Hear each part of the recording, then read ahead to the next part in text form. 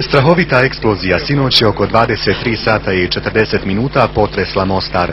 Prema nezvaničnim podacima, vjerovatno se radi o automobilu bombi koji je eksplodirao u blizini kamene zgrade nekadašnji MUP u zapadnom dijelu grada na Neretvi, saznajemo iz kantonalnog ministarstva unutrašnjih poslova. Od razorne moći eksplozije povređeno je teže 25 i lakše isto toliko osoba, a među njima i 3 policajca iz policijske uprave Jugozapad, koja se nalazi samo 50 metara od mjesta eksplozije. Preko 30 automobila je uništeno, a ogromne su štete i na nižim spratovima zgrada u Splitskoj ulici, gdje se i desila eksplozija. Kako stoji u prvim policijskim izvještajima, a kako prenosi Hrvatska državna televizija, krater eksplozije je dubine 85 cm, a širine 240 cm. Iz medicinskog centra u zapadnom dijelu grada Mostara javljaju da je zbrinuto 29 osoba, među njima i jednomjesečna beba, dok je jedna osoba zbog težih povreda prebačena u bolnicu u Splitu. Prema riječima načelnika policijske uprave Jadranka Lovrića, uvedene su posebne policijske mjere te se pozivaju svi građani Mostara koji znaju nešto o ovoj eksploziji da se zbog istrage koja je u toku jave MUP-u Neretvanskog kantona. Ovo je teroristički akt i napad na zajedničku policiju. Ovo je izjavio za programe radiotelevizije Mostar zamjenik ministra unutrašnjih poslova Neretvanskog kantona Šeptja Džiho. Ta eksplozija se dogodila u to vrijeme, znači 11 sati 45 minuta otprilike. To je prostor stambene zgrade koja se nalazi između kamene zgrade, takozvane kamene zgrade, bivše sjedište Ministarstva Herceg Bosne i policijske uprave Mostar. To je prostor neposredno parkirališta ispred te zgrade. Bila je izuzetno jaka eksplozija, mnogi su to čuli. Ima strahovito velike razorne posljedice. Po zvaničnom izvještaju do sada ima 25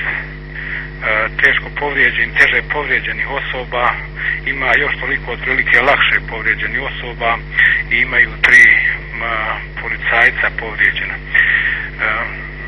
Zaista je čudesnom igrom situacije preživio policajac koji je bio smješten u stražarskoj kućici tu na parkiralištu na svome radnom mjestu.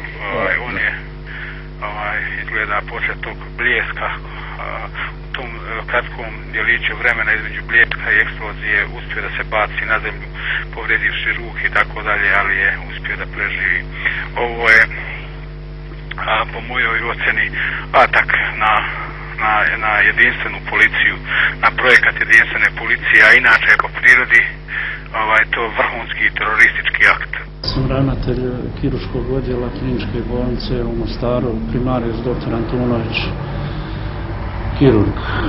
Mogu vas izvijestiti da je noćas negdje nešto prije ponoći poslije eksplozije koja se desila u neposrednoj blizini bolnice počelo pristizati više ozlijeđenih osoba. To su uglavnom civili, djeca, odrasli, starci i bilo je nekoliko djelatnika policijske stanice koja se nalazi u neposrednoj blizini ovdje.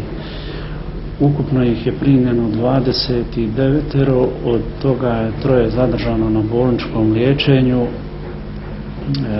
sa teškim tjelesnim povredama. Jedno od to 3 je proslijeđeno s pomoć ESFOR-a u kliničku bolnicu Split radi daljnjeg liječenja jer su povrede bile takve prirode da su zahtijevale tretman u jednoj takvoj ustanovi. Ostali povrijeđeni su svi u toku sat i pol vremena zbrinuti od strane dežurne kirurške ekipe i kolega i zdravstvenih djelatnika koji su se odazvali odmah na poziv i došli da pomognu pri obradi ovih bolesnika, odnosno povrijeđenih. Stanje pacijenata koji su primljeni na ove odjele zadovoljavajuće i oni su van životne opasnosti. Ostali su otišli svojim kućama uz preporuku kućnoj njezi i terapiji, odnosno ako imaju kuće, jer koliko se mogu od njih čuti da su im stanovi porušeni i da nisu za uporabu. Sinoć oko 23 sata i 40 minuta u neposrednoj blizini policijske uprave Jugozapad u zapadnom dijelu Mostara došlo je do eksplozije automobila bombe nakon koje je 50 građana teže i lakše povrijeđeno. O silini eksplozije dovoljno govori podatak da su 2 bloka obližnjih zgrada uništena. Podmetanje eksplozivne naprave naišlo je na buru osuda domaćih i međunarodnih zvaničnika. Samo pola sata prije ponoći, sinoć su građani Mostara bili svjedoci izuzetno jake eksplozije. Udarni talas osjetio se u cijelom Mostaru, a oblaci gustog dima i vatre nadvili su se nad gradom. Kako to stoji u saopštenju za javnost kantonalnog MUP-a, nepoznati počinitelji ili više njih su za sada na nepoznat način prouzročili eksploziju jake razorne moći u Splitskoj ulici i to na mjestu uz sami stambeni blok, a ispred zgrade policijske uprave. U saopštenju se dalje navodi da je ranjeno 50 osoba i to njih 25 teže, a ranjena su i 3 policajca koja su se nalazila na obezbeđenju zgrade policije. U vezi sa ovim terorističkim napadom, izjavom za javnost, oglasila se Kelly Moore, potparol Mostarskog ureda UN-a i IPTF-a. U 23 sata i 40 minuta u zapadnom dijelu Mostara desila se snažna eksplozija 120 metara od policijske stanice opštine Jugozapad, gdje je bila glavna policijska stanica u zapadnom dijelu Mostara prije formiranja kantonalne policije. Oko 15 ljudi je povrijeđeno, a 29 ljudi je primilo medicinsku pomoć. 3 ljudi smješteno je u bolnicu, a 1 osobu treba prebaciti u bolnicu u Split. Što se tiče materijalnih oštećenja, 2 zgrade od 10 spratova su pretrpile velika strukturalna oštećenja i to posebno donji spratovi, a vatra je dosezala do krovova zgrada. Imamo izvještaje da je 100 automobila oštećeno teže ili lakše. Lokalna policija započela je istragu, a IPTF na terenu promatra njihov rad. Putem hrvatskih medija danas se oglasio i Jadranko Lovrić, načelnik policijske uprave Mostar, koji je potvrdio da je 50 ljudi nakon eksplozije zatražilo medicinsku pomoć. Prema njegovim riječima, eksplozija je uništila 120 stanova, od kojih 56 u cijelosti. Rano jutros mjesto napada posjetio je i Sir Martin Garrod, koji se nešto kasnije sastao i sa čelnim ljudima grada Mostara. Komentarišući ovaj teroristički čin, Garrod je naglasio da je najgore što se napad dogodio u vrijeme kada su prema njegovim riječima zabilježeni pomaci u gradu, rekavši kako su eksploziju podmetnuli ljudi koji žele destabilizaciju stanja u Mostaru. Sinoćnju eksploziju Garrod je nazvao terorizmom te je zatražio što skorije hapšenje počinilaca. Iako zvanični rezultati istrage još uvijek nisu objavljeni, policijski čelnici iz zapadnog dijela Mostara tvrde kako je uzrok snažne eksplozije automobil bomba koji je prema njihovim tvrdnjama postavljen ispod jedne stambene zgrade. Prema posljednjim informacijama, samoproglašena zajednica opština sa hrvatskom većinom u Mostaru uvela je vanredno stanje u zapadnom dijelu grada.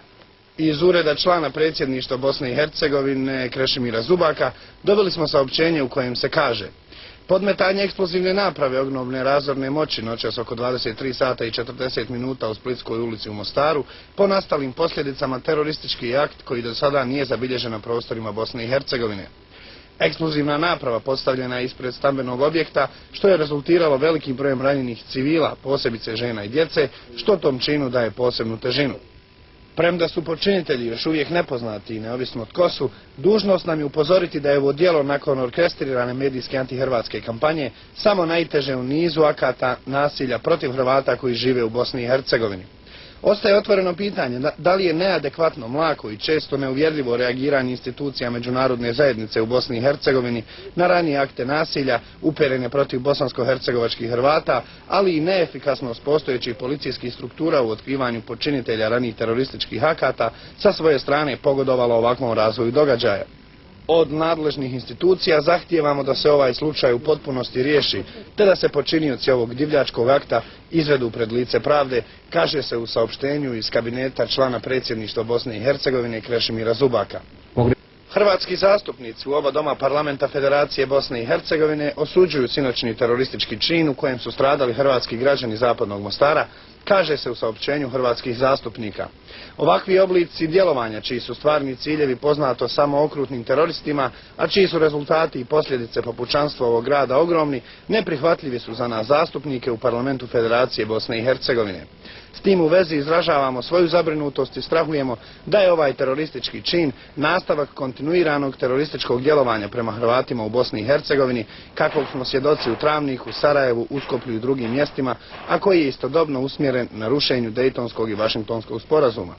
Sukladno našoj poziciji u parlamentu iskoristit ćemo sve oblike parlamentarnog djelovanja da spriječimo u budućnosti ovakve terorističke akcije, kaže se u saopćenju hrvatskih zastupnika. Sinoćni događaj u Mostaru potpredsjednik Federacije Bosne i Hercegovine dr. Ejub Ganić ocjenjuje kao teroristički akt neprijatelja Dejtonskog sporazuma i mirovnog procesa. Ovo je neviđeni zločin nad građanom Mostara, uperen protiv svih pomaka koji su bili evidentni u gradu Mostaru, protiv rada zajedničke policije, svih vašingtonskih dejtonskih sporazuma koje smo potpisali i koje želimo da uprovedemo na ovim prostorima.